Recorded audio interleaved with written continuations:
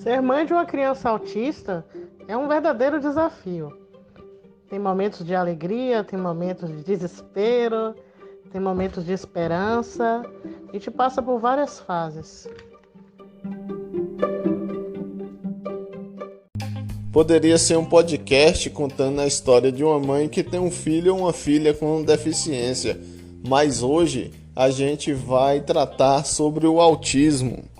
O autismo é um transtorno de desenvolvimento que, segundo a Organização Mundial de Saúde, OMS, atinge uma em cada 160 crianças no mundo. No Brasil, é mais de 2 milhões de autistas. A Organização das Nações Unidas, ONU, escolheu o dia 2 de abril como Dia Mundial de Conscientização do Autismo. Essa data foi escolhida para dar visibilidade ao tema, já que o transtorno é ainda muito desconhecido pela população. E assim também se criou o Abril Azul para que o mês seja marcado de ações de conscientização voltada para o autismo. Aí você deve estar se perguntando aí, por que a cor azul? Segundo a Organização Mundial de Saúde, o autismo atinge muito mais os meninos do que as meninas. E a nossa entrevistada de hoje é Anita Maria Lopes de Andrade, presidente fundadora da PAI de Valência, Bahia. Ela que é mãe de uma menina com autismo que tem 7 anos, também é pedagoga. Faz assim, ó, eu vou deixar a biografia de Anita Maria lá na descrição do podcast, porque é extensa. Essas especializações foram antes ou depois do nascimento da sua filha? Foi uma maneira que você encontrou para entender melhor o autismo? Eu só vim procurar saber sobre o autismo a partir de Juliane. Eu sou pedagoga, fiz faculdade de pedagogia na Universidade do Estado da Bahia, na UNEB.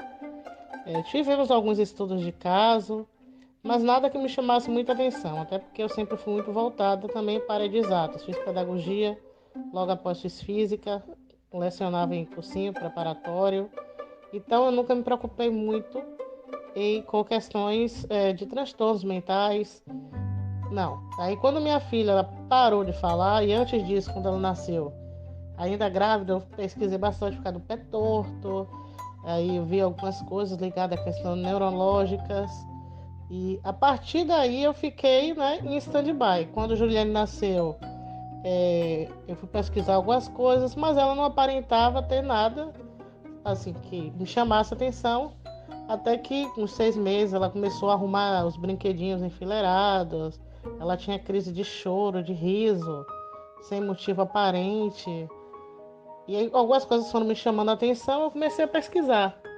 Sempre fui muito curiosa e comecei a pesquisar o que era que arrumava os brinquedinhos enfileirados, entre as outras coisas. E a partir daí foi que eu comecei a buscar ininterruptamente o conhecimento e me especializei,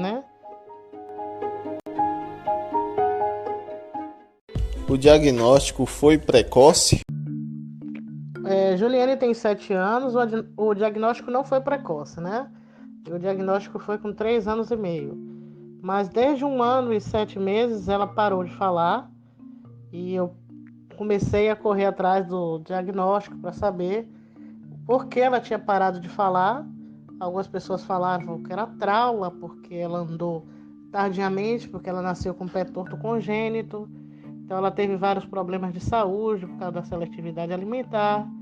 Então o diagnóstico foi mascarado pelas comorbidades que ela tinha, Pelas doenças que os quadros alérgicos, o pé torto congênito. Então eu só consegui ter o diagnóstico fechado com 3 anos e 5 meses. Mas desde 1 ano e 7 meses que eu já desconfiava.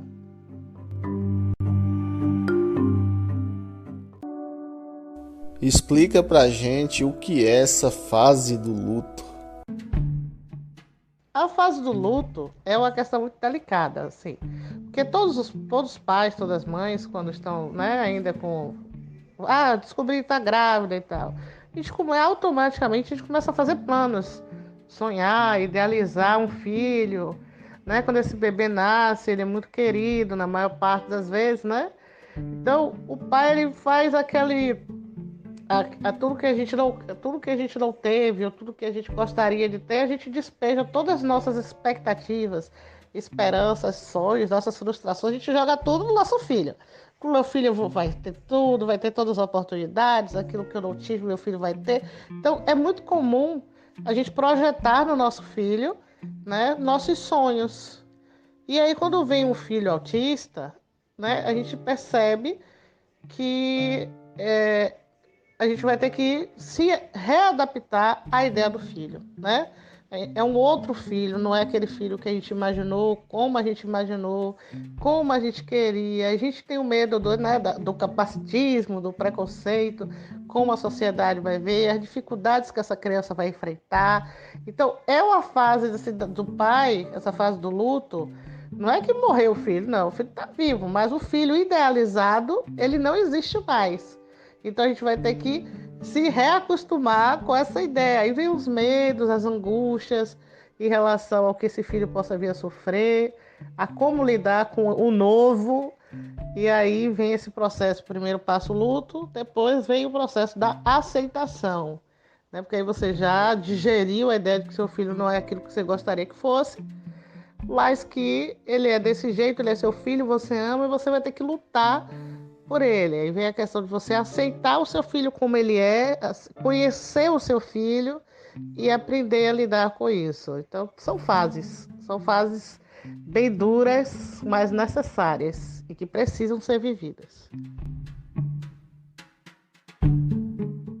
As pessoas têm a mania de ter o diagnóstico pronto para aquelas crianças que são imperativas, agitadas, ativas, como crianças autistas.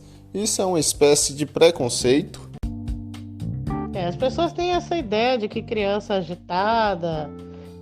Tem crianças que são hipersensíveis, outras hipossensíveis. Algumas crianças são hiperativas, outras são hipoativas.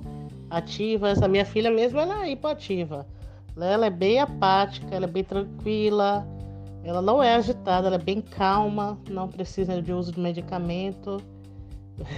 Bem diferente da mãe, que é agitada. Então, assim, mas normalmente é uma característica de boa parte das crianças, né? Então, cada autista ele tem as suas características próprias. Às vezes ela tem uma coisa que é muito mais acentuada do que outra, né? Então, são características bem individuais de cada um.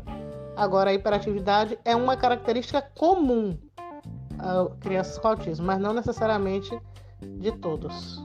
E tudo que não tem o conhecimento, né, a ignorância, a falta do conceito, o preconceito, existe em tudo, né? Independente de ser cor, de ser idade, de ser magro, gordo, transtorno mental, as pessoas têm medo em relação ao desconhecido. E o transtorno ele tem essa questão de a gente não sabe o que esperar da criança com aquele transtorno. As pessoas temem o que não conhecem, né? Ou ignoram, rejeitam, repulsam. Então acontece, né? Por isso que a gente está aqui para trazer conhecimento. Conhecimento liberta, né? É uma verdade que liberta. E eu não ligo, né? Não me influencia essa questão do capacitismo e do preconceito, porque eu sei que os seres humanos são assim, perfeitos, incapazes de compreender além de uma certa margem, né? Somos limitados. Então eu acredito que a melhor forma de combater tudo isso é com conhecimento. Eu não aceito isso para minha filha, para minha vida, nem para as pessoas que nos cercam e que nos amam, né? E a gente está aqui para semear luz, amor e conhecimento. Explica melhor esses termos técnicos: hipersensível, imperativo, hipossensível. Bom, em relação à questão do hipossensível, é porque assim, as crianças com autismo ela têm um transtorno do processamento sensorial, né? Então, algumas crianças com autismo ela têm mais sensibilidade ao toque, algumas não gostam que pega, o toque tem que ser mais firme, algumas têm dificuldade de ouvir sons altos, outras gostam de sons altos. Algumas são muito agitadas, outras são menos agitadas. Então, às vezes, ou é muito ou é pouco, às vezes tem característica de muito e tem características de pouco, né? Então, assim, minha filha ela é muito calma, mas em compensação ela tem outras sensibilidades, né? Enfim, então cada criança ela tem várias características e ela pode ter tanto de características de hipo como características de hiper, que são características hiper acentuadas, né? Mais e hipo menos, né? Então assim, tem alguns que são muito agitados, né? Tem hiperatividade. A hiperatividade ela pode ser um outro transtorno também, que é o TDAH, que cerca de 70% das crianças com autismo chega quase a 70%, não chega a 70%. Mas TDAH, muitas crianças com autismo têm, que é o transtorno de déficit de atenção com hiperatividade. Então é um alto índice de criança que tem, né? Essa hiperatividade. Mas nem todas têm. Assim como, né, distúrbio do sono, que é outra característica, né? Outra comorbidade que a criança tem, que vem associada, epilepsia. O índice de epilepsia chega a 40% em crianças com autismo. Então, tem algumas comorbidades que vêm associadas ao autismo. O autismo vem e junto vem essas outras comorbidades que podem complicar ainda mais a situação do autista. Mas não é doença do autismo. São doenças que podem vir junto, né? Patologias que podem vir associadas. O Sistema Único de Saúde, SUS, consegue atender às necessidades da pessoa com autismo? Bom, eu não posso falar de uma forma generalizada, né? Até porque alguns lugares funcionam e outros não. Por aqui é muito precário o serviço, infelizmente, né? Na minha região. E em vários relatos que eu ouço de outras mães, nós temos um grupo de mães para mães, né? Que é o nome do nosso canal no YouTube, que a gente fala sobre isso. E no WhatsApp desse grupo tem mais de 200 mães do país inteiro, né? E essas mães relatam as dificuldades que enfrentam. Nós também enfrentamos bastante, tanto que nós nos unimos aqui, as mães, e criamos uma APAI. Estamos em processo de implantação, fundamos em meio à pandemia, em outubro do ano passado. Implantamos há um mês, começamos os trabalhos presencialmente, né, ainda de forma clínica, com terapeutas que são cedidos por parceiros, gestões municipais próximas, mas ainda está faltando fonoterapeuta, está faltando psicólogo infantil, falta terapeuta ocupacional, que é uma das principais terapias para as crianças com autismo e que temos pouquíssimos profissionais no interior do estado da Bahia, né? Então, são profissionais raros. A gente brinca, mas a situação é bem delicada. O SUS faz o serviço básico, né? Mas as terapias, infelizmente, ainda são escassas e profissionais especializados em autismo também temos poucos. Enfim, precisa melhorar muito. Mas há relatos também que em outros lugares no Brasil tem um atendimento de primeiro mundo. Então isso é muito relativo, né? Precisamos, para não generalizar.